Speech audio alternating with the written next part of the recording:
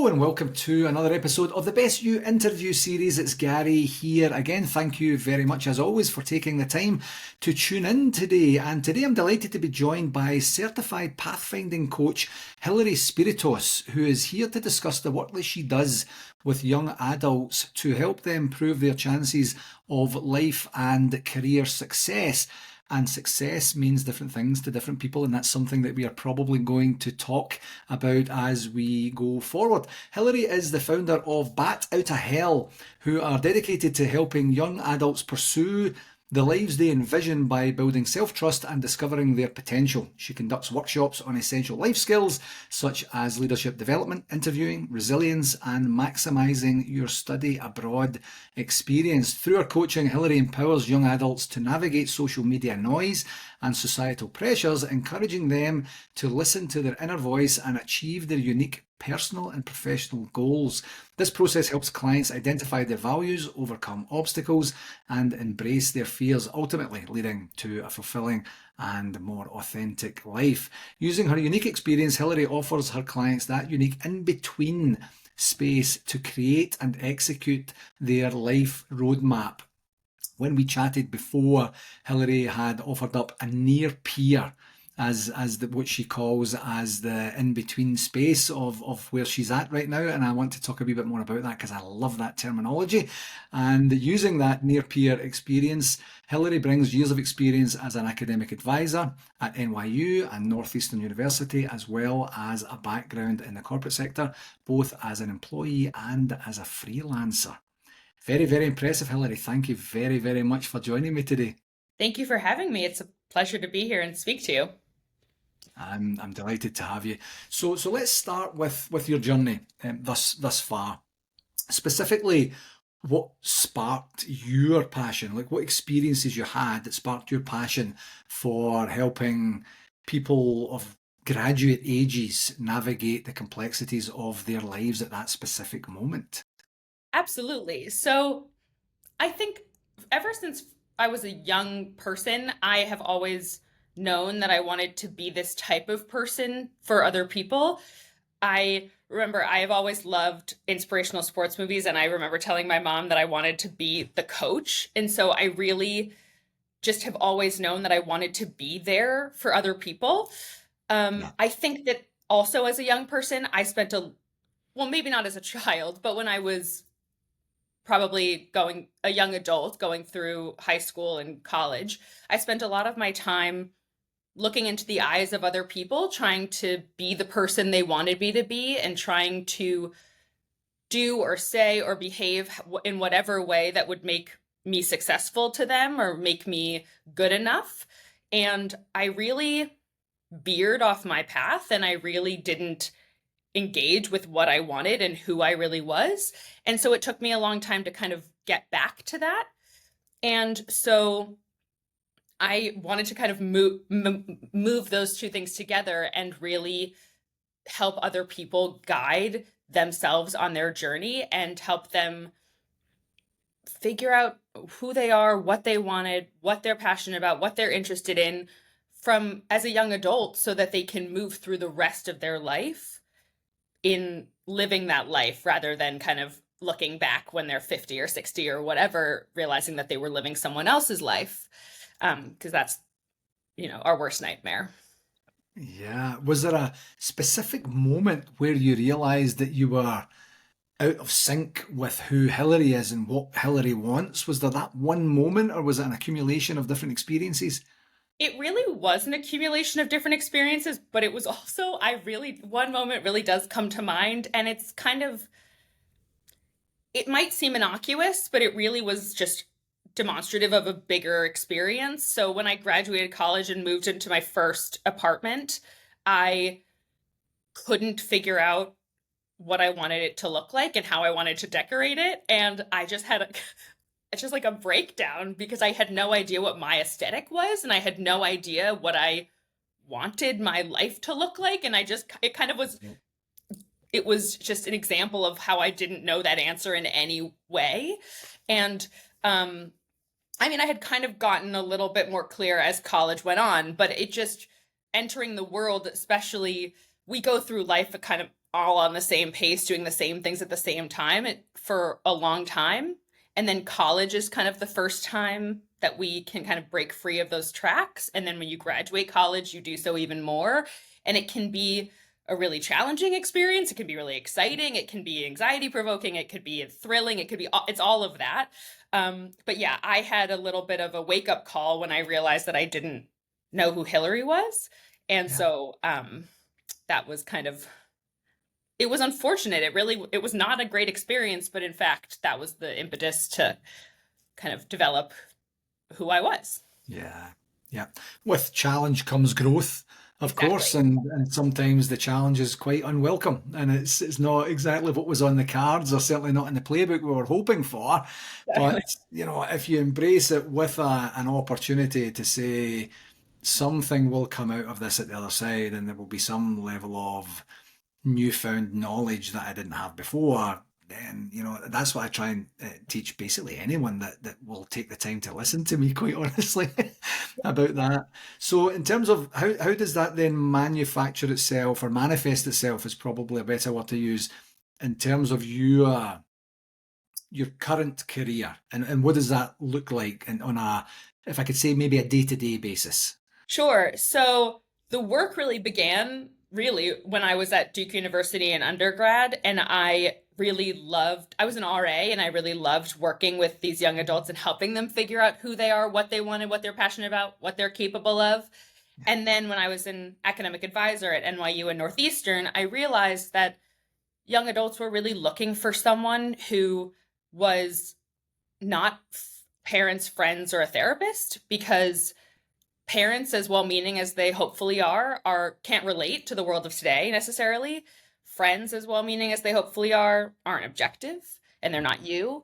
And you might not need a therapist. You may not have a mental health condition that needs to be diagnosed. So what I realized was that young adults were really looking for an objective near peer that they could speak to and that they could bounce ideas off of, and has been through what they're going through and who can help them navigate their journey. And so during the pandemic, I opened up Bat Outta Hell because I had past advisees, current students, friends, people asking to talk to me, and I realized there was this gap for this in-between space.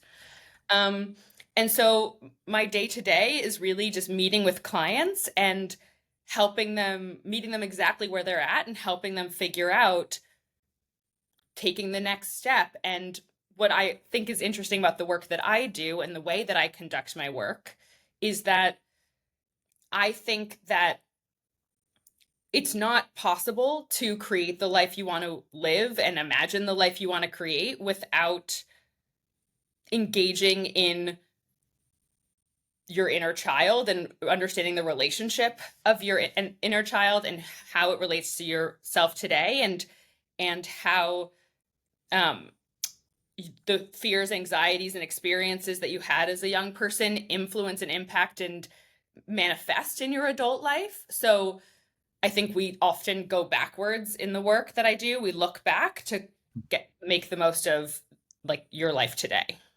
Yeah, and it's so impactful. I do love the near peer. I mentioned that in the bio at the beginning, and I think that is important in terms of, you are an influencing figure, but you're not the type and style of influencing figures. If you take away peer groups, that they've probably been used to. I remember a number of years back, I used to volunteer at the local young offender centre, basically the jail for kids, and that was essentially my role. It was to be an adult, but a non-official adult. I wasn't a cop or a parole officer or a prison guard or a social worker or a counsellor or anything. I was there to just chat about what they wanted to chat about and play some cards or play some games and just give them a positive adult influential experience going forward. So rewarding at that time. So I really resonate with what you're saying. My role was slightly different to that in terms of it Sure. didn't matter my age or my demographic.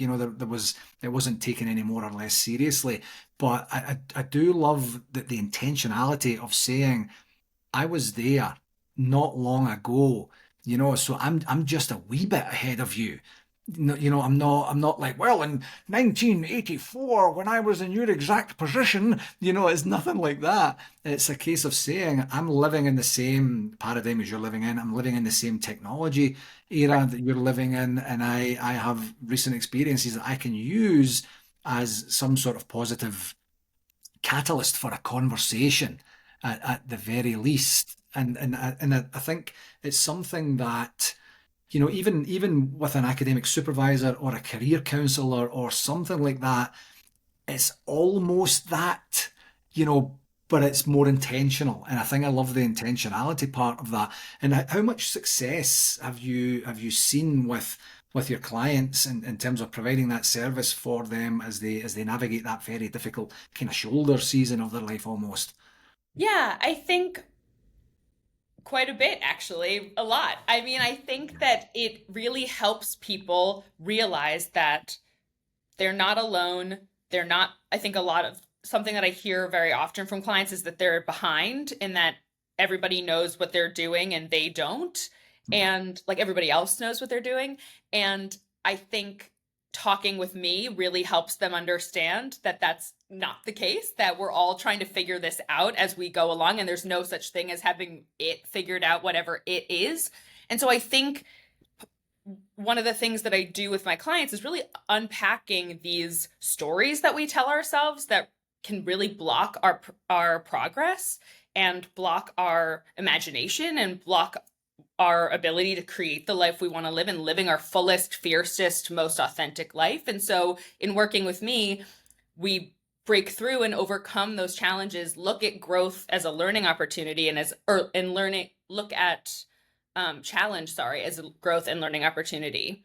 Yeah. And um, and that's not to say, paths are winding. That's not to say that it's going to be never challenging again. But in working with me, my clients have the skills and tools that they can call upon and have the precedent that they can call upon, that they know that they can get through the challenges rather than kind of being brick walls that they can't overcome.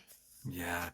And how I'm really interested in terms of their openness to asking for help. Is that a natural thing for that demographic for right now, or is it something that you have to ease into? So one thing that I say across the board over and over and over again is that it varies from person to person. And what resonates, something that I say will resonate differently from person to person. And everybody is just coming at this work from a very different place. So some people know exactly what they want to pinpoint and discuss. And some people have kind of more ambiguous understanding of what they want to talk about. They just know something is blocking them. Some people are, first call, they're like spilling their guts talking about it all. And some people it takes a bit longer to warm up. Um, some people are willing to ask for help, and some people it takes a lot longer. I think for the people it takes longer for, I think there just becomes a moment when they either are sick and tired of feeling the way that they feel and they want to talk to somebody about it, or they can see the road ahead if they keep doing what they're doing and they know that that's not the end result that they want. So they know that they have to break that cycle, but don't know how. And I think asking for help is very challenging for this age group generally, because I think there's this feeling, you're constantly bombarded by social media where everyone's a millionaire by the time that they're 20 and they know exactly what they're doing and everyone's perfect and all of this stuff. Yeah. But I think it is in asking for help that the magic happens, because then you just kind of break free from those chains. Mhm. And I mean, you can figure this out on your own. It just is going to take a lot longer, Yeah. and it's going to probably be a lot harder and maybe more challenging. And so having a guide and having a support system will make a huge amount of difference. Absolutely. And I get so inspired hearing that because it's the exact same type and style of journey, I was going to say customer client journey that you have where everyone's different. They're coming at it from different angles. And my question around their ability to ask for help was I wonder new generations feel about asking for help. I would hope that they would be more open to it. Certainly when I was that age, I don't think I would have been. And Mhm. quite frankly, and not because of any societal pressures or social media influences, because that literally didn't exist at that particular time. It was just a case of you just roll up your sleeves and get on with it, and you'll figure it out. And the odd course correction will likely become, or come from an adult who says, right, enough, no more of that, move on from here. So it's one of these things. So I did mention briefly at the beginning in terms of success Mhm. and what success means. And I know that can become a very thorny topic, and it's a very subjective word in and of itself. How do you deal with that? How do you prize that out of your clients as you're navigating the journey together? Absolutely. So sometimes part of it is sometimes it comes up from just asking the question and we just start talking about what success means to the client. But sometimes it can come up in like little ways that the client isn't even aware of. So I was just speaking to a client who's trying to look for their next job and they're looking to switch industries. And we were talking about what their skill set was and what maybe industry that aligns with. And we were just talking about different possibilities. And they would say something like, oh, that's not good enough, or oh, that's not really what I'm looking for. And the question is why, right? What does good enough mean to whom? Why is that not what we're looking for? So sometimes we just have these stories in the back of our minds that we don't really know where they come from until we investigate, but they will impact how we view success, how we view failure, how we understand courage.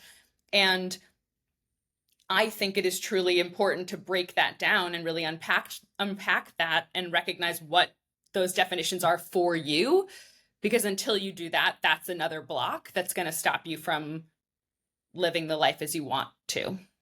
Definitely. Yeah, one thing I say certainly to the students that I teach at the university, but more so for anyone I'm interacting with, is the abundance of information that you have access to, that you either choose not to access. It's there, you have a conscious understanding and awareness that it's actually there, and you choose not to use it at this particular point in time for whatever reason, or it's subconsciously there because you just haven't scratched the surface, you haven't just poked around in that particular area. It's vast, the amount of information you have. So just to success or failure, things like that, topics like that. I was just teaching that very thing earlier today, just in terms of workplace challenges. And workplace challenges, it doesn't have to be a conflict between you and another person. There could be a challenge with the industry, with the geographic region, with systems that are prevalent within there. So there doesn't always have to be a completely negative connotation to challenges. But back to what we were saying earlier, challenges inherently come from growth if you're willing to embrace the challenge at the moment, understand your role in this particular challenge, understand the processes that are being followed, if it got resolved to a satisfactory conclusion or not, and how you felt, how you contributed to that through the entire journey. And it makes it sometimes, I believe, it makes it sometimes sound completely daunting and overwhelming. And I'm saying this would literally take you not even 5 minutes. If you just sat down and decided to write down those 3 or 4 or 5 things that I just said and constantly do that, you will see patterns, you will see themes, you will see information that you maybe weren't looking for. And it's all with the opportunity to give you a better place and space to grow within and be a better colleague, spouse, partner, community member, whatever that looks like. But that abundance of information that everyone, it's not exclusive for anyone, that everyone has access to. That's my hope, that through very valuable coaching like you have, Hilary, that people can start to say, wait a minute, I have access to more than I think I do. And I'm not talking about a generative AI search or a Google search. the information's already there inside myself in terms of my experiences, in terms of my actions and reactions, in terms of the outputs, in terms of the relationship strength or not after various things. I could maybe start to use that to really really round myself off and give myself the best opportunity to grow. I think that's huge. And I think what I'm noticing in my clients is that so often we don't take the time to mine into ourselves and our experiences, and we don't take the time to really value them. Like, I think one of the biggest things that will help you on your journey is precedent. So, realizing the times that you have gone out of your comfort zone and the times that you've tried something new and you've survived or you've thrived and really enjoyed it. And because no matter what in that experience, again, you've learned something about yourself. Yeah. But I think so many of us and so many young people that I speak to kind of dismiss their experiences previously and say, that wasn't big enough, that wasn't good enough, that wasn't. And so there's just kind of this minimizing and this judgment of our lives that I think really hinders our growth and really hinders our ability to tolerate discomfort, tolerate standing alone, risk taking. And I think those are what we're speaking about just like putting yourself in these positions just as a opportunity to try something new and learn something about yourself. And that is success in itself. Yeah. Also, I think there's something about this information that we have. I think it's important to recognize that there's something in us that is stopping us from looking into it. So there's something in us, there's something inside you that is stopping you from taking that next step. From you can Google like how to take the next step in business or whatever, and there's something stopping you from taking those steps, and there's something stopping you from even Googling that. And I think that is the question we want to answer. What is blocking you really? Yeah. And just to take that to one degree of extension, if you haven't had the precedence in and of yourself, but you know someone that you have Sure. access to that has, it's one of the benefits of dealing with someone like yourself, a coach, similar to what I do, that we may have, or at least have access to someone who we can offer up to say, can I share an experience with a previous client? And there's always access to something that will be analogous for them to say, right, okay, one, I'm actually not as unique as I thought I was, because I thought I was the only person ever to have experienced this challenge or hardship in some way. And two, the way that I'm going about it might not actually be the best way to go about it for me under these circumstances. I wonder who else has gone through that. And if you have such a rich network, or at least access to it, you have that opportunity for people to share their knowledge, share their experience, almost like the inspiration that you got to go and choose this career path for you for right now, to saying, I don't want people to have the limitations that I believe that I had at the time. I'm going to do something proactive about this. Absolutely. Exactly. Incredible. So I mentioned earlier there in terms of the societal pressures, and you talked about social media.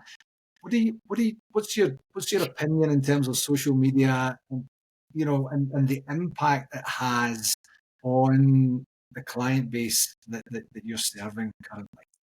Yeah. Social media is tricky. And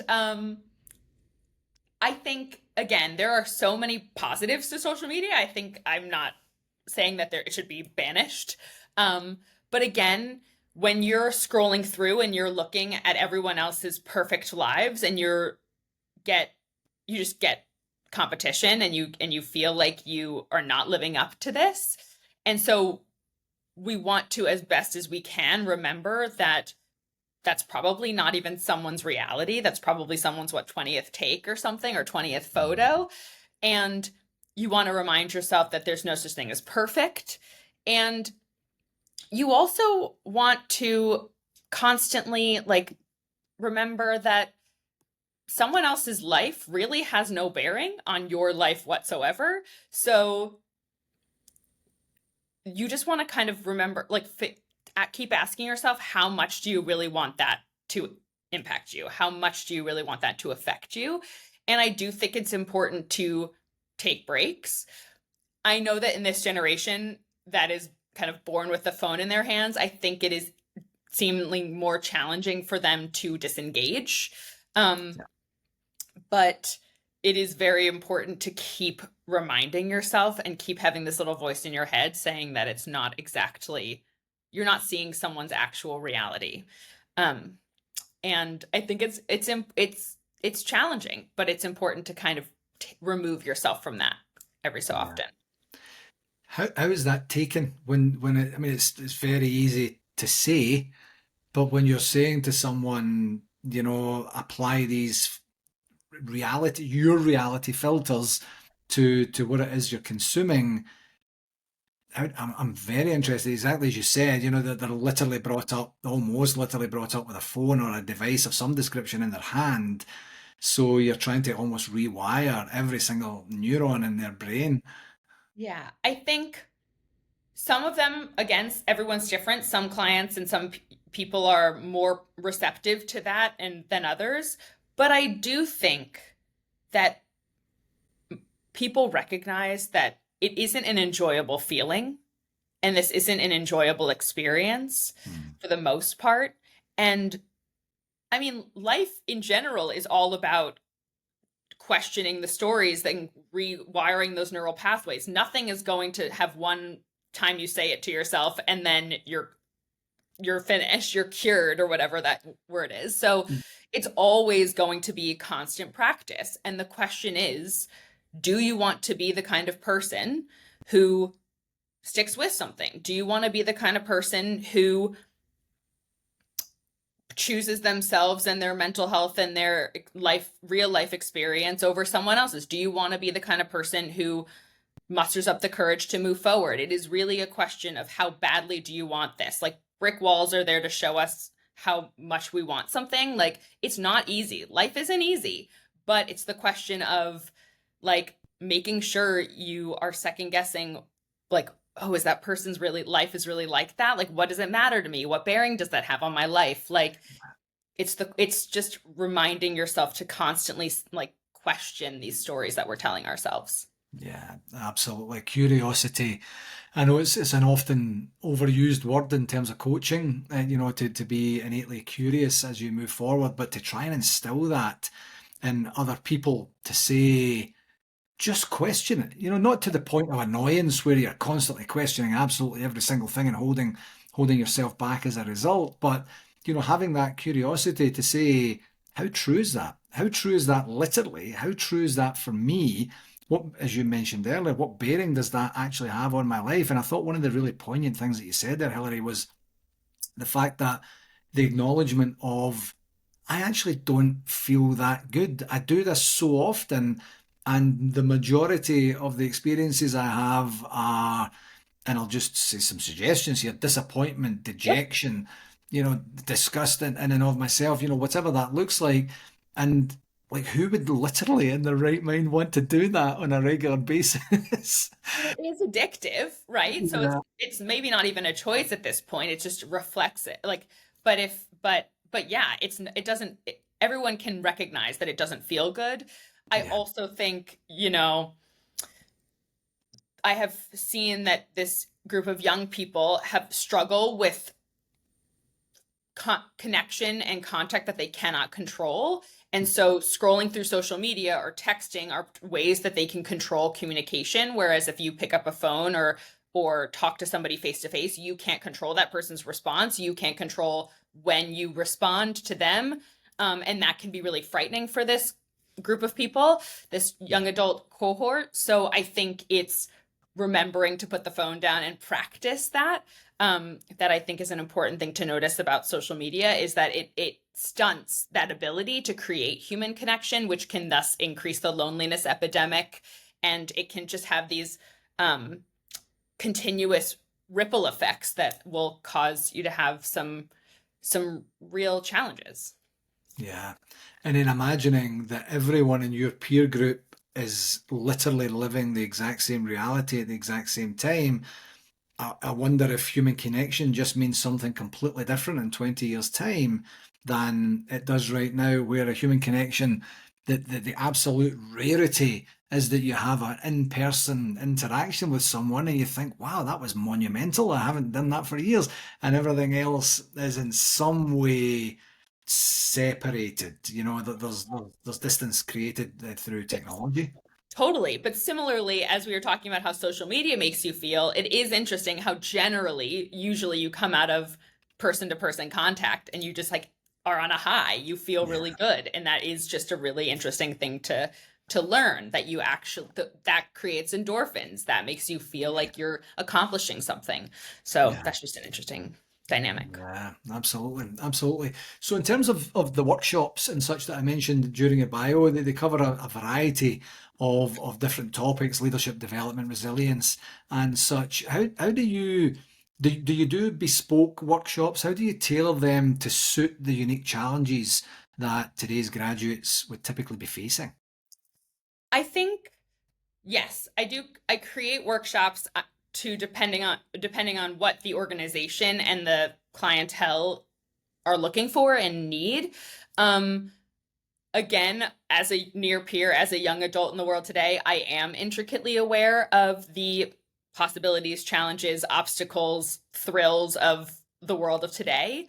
But I also really believe that this is a truly human, personalized, tailored work. So I don't like to make broad, generalized statements to when I'm doing a workshop. So while I do give tips and strategies and tricks, I do make sure that I provide time for people to self reflect and to think about who they really are and what they want and create their individual world and do their individual work because I again what resonates with someone isn't going to resonate with someone else. um I also think one of my biggest things is helping people really value soft skills. And I really hate that term anyway, but I think that that's really what's going to help people stand out from the crowd in this like increasingly digital AI world where kind of you can spit numbers and whatever you want information into AI and it will generate it for you, but it's being adaptable, a team player, a problem solver, creative, like all of those, good communicator, as we talked about, all of these quote unquote soft skills are really what's going to really raise you above the rest of your peer group, if that's in an interview or what have you. Um, I also think like what's huge in it's always huge, but really important for this cohort of people is cultivating and how to present your narrative. And so a lot of people, as we talked about precedent, like don't really recognize what they've done and don't really recognize how to discuss that with an interviewer or with a friend or in an elevator pitch or whatever that might be. So it's really important to recognize how to present yourself in the way that you want to be seen and really hit the notes that you want people to remember. Um, this work is really just all about creating self-reliance and resilience and self-trust and the ability to tolerate discomfort and risk and standing alone and cultivating your own voice. And that is the work that I do with my clients. And that is what I try to instill in these workshops. It sounds incredible. The word I was thinking of as you were explaining it there was experience. Sure. Everyone comes to it with different experience in terms of their life journey thus far, and then they're going to have a different type and style of experience within the material that you're presenting at the same time. And acknowledging that not every educator does that and certainly doesn't do it well. Acknowledging that I can give 30 people the exact same type and style of information in the exact same tone and the exact same, they've received it literally at the exact same minute, and there's going to be 30 different experiences that are occurring in that in terms of individual experiences, and then there might be some group experiences that are taking place at the same time. Again, not everyone can do that and can do that well. And I love what you said about giving them the time and space to be able to essentially say, what does this mean for you? What Yeah. does this mean for you in terms of how you've navigated life thus far, and what do you think it's going to mean between now and moving forward? What are you going to change? What are you going to modify? What are you going to add to? What are you going to take away from, and such? And that really, for me, Hilary, genuinely separates the good to the great educators and the great to the exceptional educators. And it sounds like you're in the exceptional bucket. Thank you. Well, that's very kind of you. I do truly love this work, and I can like, I just really, I'm fed by it. So I think I work really hard to be very good at it. But I think something that you said really is exactly right. It's that this work is all about how your specific fears, insecurities, and anxieties interact with your specific circumstances. Yeah. So I can say all of this stuff, but you might not be experiencing that in your life. Like you might not even have those specific fears. You might not have that anxiety that manifests in that way. So it is all about framing it in the way that makes sense to you. I can tell you to make like these so and so changes, but if you're not actually someone who's going to make those changes, then like what I'm saying is just really for me. So that's helping no one. So it really is about creating a truly personalized, tailored work, because this is not about slotting people into my process. Yeah. Yeah. Another thing that really resonated earlier, I think probably more so from personal experience, quite honestly, when you were talking about people naturally or inherently, it's not a natural thing to do, I don't think, is naturally minimizing the value of their experiences to date and in some way using that as a shrinking mechanism. And I don't think anyone who knows me well would say that I've ever been a shrinker, where I'm kind of like, oh, it's not that big a deal. I like to talk. I like to talk about what I'm doing, and not in a boastful way or anything, but just from this has been fun. This has been exciting. I'd like to share this information with you. But deeper down inside, I have minimized a lot of things. And I think probably from as I say this out loud now, just self-therapy for a second, that there probably was some element of comparison there to say, yeah, so what? I graduated. Everybody graduates, So then I got that job. Everybody can get that job if they really apply to it. And it's only through, the last 10 or so years that I've really started to embrace the uniqueness and the value and the impact that I have and want to have going forward, and saying, right, how do I manifest that? How do I actually cultivate that into something that's going to be meaningful for other people and genuinely a value add? So I say that as a recovering minimizer of my experience. And I think that's something I'm going to pay a lot more attention to as I go forward.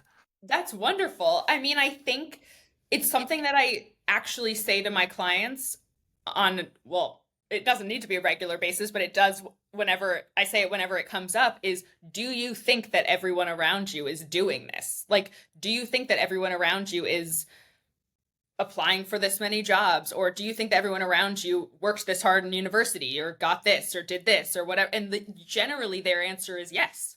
Yeah. Because in their idea, they're like, everyone does this. Everyone does this, and this is normal, and it's fine. I remember this is a weird reference, but I remember I was in uni in my freshman year writing class, and my professor said, who is the audience for the New York Times? And all of us said the general public. And she was like, that's absolutely not true. There's no way that the general public actually will understand the writing in the New York Times. And so we just have this understanding that everyone's at our level or above. Yeah. And I mean, again, comparison is not really what I'm trying to get at. It's just more of the understanding of celebrating who you are and what you bring. And that's about cultivating your own voice and recognizing your value and understanding how to talk about your path. Yeah. Definitely. I think back to pre-pandemic when I used to teach at the local university here, and it was on project management, leadership skills, communication, stakeholder engagement, things like that. And I would say a version of almost what you said there, where it would be a case of, you have already differentiated yourself with everyone else. You could have done this online if you wanted. Now, most of it, if not all of it, is online now. So there's no choice from a physical interaction perspective. But back in the day, which is only just 5 years ago, is someone made a conscious choice to physically be present in the classroom. And I know that that's uncomfortable for some people in terms of showing up to somewhere you literally have no idea who's going to be there. You don't know who you're going to be sitting next to. You don't know what type and style of educational journey you're going to experience in that. It was typically 2-day classes in blocks. But it was always, and I genuinely meant it. It was not a thing that I was just saying. It was a case of, like, this is a big deal. You should be celebrated and congratulated for making the effort to make this choice and decide. Even if someone in your workplace said, you better go to this class, you better get better at this, or you're out the door, they were still there and they were still present and they were still doing the very best that they could. And that is a key moment of celebration, of self-celebration and self-congratulation, I think, as well. It is huge to decide to opt in to your own life. Yeah. And it takes a huge amount of courage. It is very challenging because there are just constant challenges and obstacles, and there are people telling you what you should do and how you should live your life and how you should look and how you should behave and all these things. There's constant noise, and it is very hard to stand out from the crowd. It is very uncomfortable, all of this stuff. It is very, very impressive and very like enriching and very revitalizing, and just opt into your life and say, I'm not going to be on the sidelines anymore. Yeah. I'm going to like first string the real, whatever your name is, right? Yeah. Like I'm going to opt in and buy in. And that is truly powerful and should be at every moment recognized by you. And even if nobody else recognizes it, right? It needs to be recognized by you. Yeah, definitely. A phrase I use quite a lot is, you are the only version of you and you're the absolute best at being you. And people want that. People need that. Whether you think they're seeing it, whether you think they're believing it, whether you think they're actually buying it, they are. And it's. But if you're not, I'm not saying doing it for other people. Do it for yourself first and see where it goes. And I think you would be amazed about the potential rewards that can come from that, depending on what you mean by rewards as well, of course. Exactly. So this is, of course, the Best You interview series where I talk about things that people do that create or help create the best version of themselves. What's one particular thing that you employ, Hilary, that gives you the best opportunity to be the best version of you? Wow. I think there's so many things. There are so many practices I've put into place to make myself feel my best and be at my best. I think one of the things I would say is that I just make sure to take time to answer whatever questions I have first, and I really just I take time in silence and I don't ask anybody around me what it is. I just like really give myself the time and the space to think things through without as much judgment as I possibly can. I also journal. I think that's really helpful. And I also just have frequent dance parties that like help me get out of my body and get out of my head and into my body. And so that really helps me kind of release any judgment and stress and frustration that I might have, which I think just having that kind of change up is really beneficial. And you can't ever be angry or sad when you're dancing. But yeah, and I think that there are a lot of things that I do, but I think it's just really important to make sure you figure out what works for you and then keep on doing it. Absolutely. Well said. So before I let you go, where can people find out more about Hilary, about Bat Outta Hell? Absolutely. So exciting. I'm taking on new clients for 2025. You can find more information about me and my business on batoutahell.net, and that's BATOUTTAHELL. My Instagram and TikTok handles are bat.outta_hell. And you can reach out to me on my website or send me an email at hilary@batoutahell.net, and we can set up a time to have like a call about just introducing myself, kind of a consultation call to see if our vibes match, and then we can move forward from there. Fabulous. Yeah. It's been an absolute joy. Your energy is off the charts, Hilary. I absolutely love it. I'm invigorated no end from our conversation today. Thank you very, very much again for coming on the show. Thank you very much for having me. It was wonderful.